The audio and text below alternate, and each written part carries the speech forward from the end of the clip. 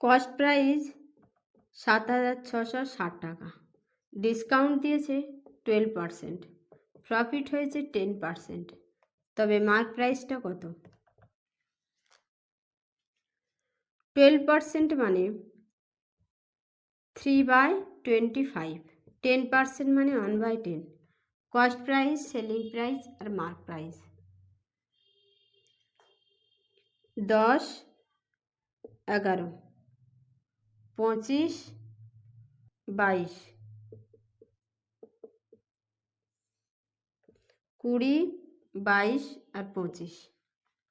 Cost price 20, 20-র value কত?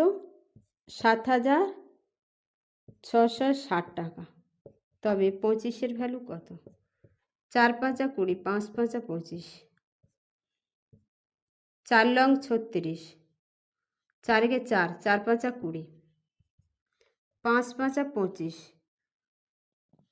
5 দিয়ে 7, 5×লং 45-এর 5, 5×4 = 9, 9,575 টাকা। A option answer.